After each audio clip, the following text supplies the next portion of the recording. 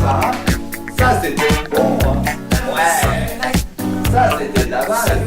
Levez la main ceux qui connaissent. Ouais, bien, voilà. Coucou. Ça, c'était de la vraie musique. Ça, c'était des vraies discothèques. Hein? Levez la main ceux qui connaissent. Ouais, comme ça me donne une idée de l'âge de la salle. Ben, on n'a pas les plus jeunes, hein, ce soir. Hein. Bon. Donc ça, ouais, c'était des vraies boîtes, parce qu'il y a quelques années, ils nous ont inventé une loi d'enfer pour fermer les boîtes à 7h du mat. 7h du mat, au lieu de 4h. Ouais, comme ça, ils pensaient que les jeunes allaient arrêter de boire de 4h à 7h. C'est une belle connerie. Vous les prenez pour des cons, les jeunes, ou quoi? C'était une grosse connerie, parce que non seulement de 5h à 7h, ils continuent de licher, et le matin, tu les retrouves raides démotés sur les parkings de boîtes. Voilà. On n'a rien changé, on a perdu 2 heures. Non, moi je vous parle des vraies boîtes, des vraies discothèques, où on ouvrait à 22h et on fermait à 4h du matin. Ça, c'était des vraies discothèques, tout le monde a connu ça. Oh, mais c'était exceptionnel. Bon, et puis alors, il y a un truc aussi, alors c'était un peu comme vous aujourd'hui, hein, on était obligé de s'habiller vraiment très très classe à l'époque. Hein.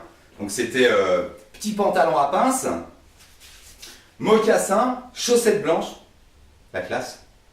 Allez. Et donc on partait en meule en général, ou en 103 comme on veut. Et quand on arrivait à la boîte, ben, on se tenait grave à carreau. Bah oui, parce que quand tu t'étais tapé Pont-Saint-Martin, Nantes, en meule, crois-moi que tu tenais à carreau dans l'entrée des boîtes. Hein. Parce que sinon, t'étais mal. Hein. S'il fallait rentrer à pince, les boules. Alors oui, je vous regarde, mademoiselle. Je vous vois intéressée là ou inquiète. Hein. Une meule, quand je dis on allait en meule, on n'y allait pas à d'autres fromages. Hein. Non. Non, une meule, c'est une mobilette. Ou un 103 si tu préfères. Non plus le 103. Alors, un 103, comment je pourrais t'imager ça? Un 103, c'est comme un coupé Z3 BMW. Tu vois à peu près? Bah pareil, la classe. Un Z3, un 103. D'ailleurs, t'as vu, ils ont gardé le 3, c'est pas un hasard. Hein. Bah quand t'arrives avec ça, la grande classe. Donc on arrivait à la boîte, et quand t'avais fait ça sous la pluie en meule, déjà, tu baignais bien dans les mocassins. Bon, ça va, la musique était forte en boîte. L'odeur aussi au bout de 2 heures. Mais bon. Et donc, ce qui était génial, c'est que nous, les mecs, à cette époque-là, on attendait la série de slow de 2h du matin. Dans toutes les boîtes à Nantes, hein. Que ce soit à l'Évasion, au Speakeasy, il y en avait une autre là, le pire du pire. T'étais sûr de ramener. Le bal à papa. Vous avez rappelé, vous connaissez le bal à papa? Bon, bah là, tu pouvais y aller monter fin, hein, ça marchait très bien aussi. Et bah, t'attendais la série de 2 heures, puis tu cherchais, tu guettais avant, t'étais là, ouais, celle-là elle est bien, celle-là, non pas celle-là. Celle-là, non, oh putain, non, bah, oula, faut vraiment que ce soit la fin.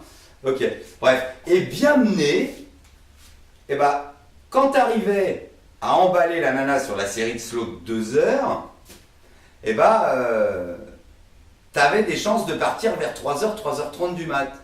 Tu vois? Et ce qui faisait qu'il te restait 2 heures. 2 heures de nuit. Donc au pire, même si la nana n'était pas belle, bah, c'était moins grave. Alors, fallait quand même compter le temps de transport. Hein. Bah oui, parce que fallait pas oublier que tu repartais avec ta meule. Pas le fromage, mademoiselle. Hein. Ok? Donc fallait remonter à Pont-Saint-Martin en meule, et quand t'arrivais, crois-moi que t'avais le bigorneau qui était rentré dans sa coquille. Hein. Bah si en plus il flottait, c'était l'enfer. Donc t'arrivais et t'étais très très amoureux. Bah oui, écoute, t'avais passé une demi-heure sur ta meule à te geler les couilles, en arrivant comme ça, trempé, je peux te dire que t'avais intérêt d'être amoureux, hein, ou très très séducteur, hein. Sinon t'emballais pas tout de suite. Et après tu repartais. Bien sûr. Et c'est là qu'est venue l'expression dormir sur la béquille. Ouais, je viens de mimer un 103 SP avec une béquille latérale. Alors je vous le refais. Parce que plus la meule était penchée, plus tu avais la classe. Bon, c'était un peu la merde parce que les béquilles latérales se dessoudaient sans arrêt. C'était très chiant. Hein, vous avez connu? Oh, j'ai ressoudé cette béquille des milliers de fois. Oh. Mais bon, t'avais la classe. Béquille latérale. Alors effectivement, bah, vous aujourd'hui, vous pouvez pas connaître ça, déjà parce que vous vous baladez en Z3. Hein. Et puis surtout, effectivement, si tu mets une béquille latérale sur un Z3, bah t'as l'air d'un con, quoi. Bah si, t'as l'air d'un con.